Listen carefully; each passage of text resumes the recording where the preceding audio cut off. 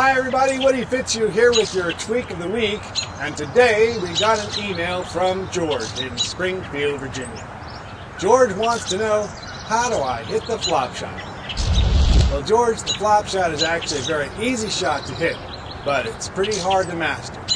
You see this shot quite a lot in the major championships, and it's a must for any serious golfer's arsenal.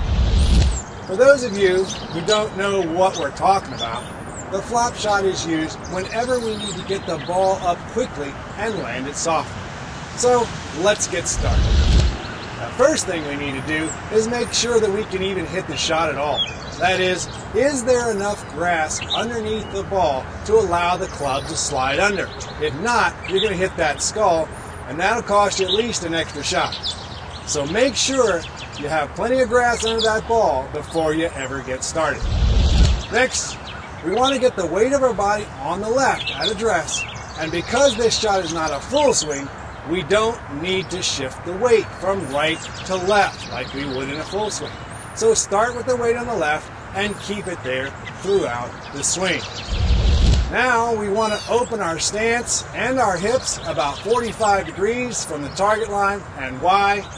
Because in a full swing, as we start the downswing, we clear the hips to the left and shift the weight to the left.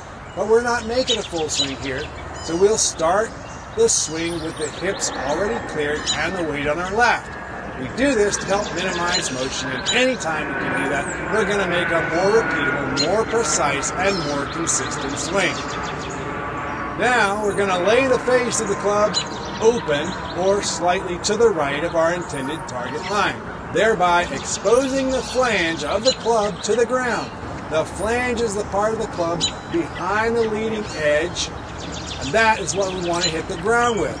Normally, we want to hit the leading edge, and we want to have that strike the golf ball. But on this shot, we want the flange to strike the ground. So now we're in great position to start the swing, and we do that by cocking the wrist, making sure that the left wrist stays flat in line with this forearm. This will once again eliminate excess motion. It'll keep us from opening or closing the club face, and will ensure a consistent angle of attack. So, now we have finished talking about the setup and how to take the club back. Now comes the most important part. As you swing the club down, you want to accelerate the club and contact the ground underneath the ball with that flange. You should hear an audible thump when the flange hits the ground. And when the flange hits the ground under the ball will pop right up out of the grass and sit down softly when it hits the green. Don't worry about the club face or where it's pointed or even think about it. It's the flange that works all the magic in this shot. There's normally so much grass between the ball and the club face anyway that it really doesn't matter too much where the club face is pointing. Just make sure that this flange hits the ground behind the ball. If you don't hear the thump of that flange, you haven't accelerated the club enough. The secret to the whole thing is that the acceleration of the club making that thumping noise. If you do hear that thump, you'll look up and see that ball flying straight at the pin.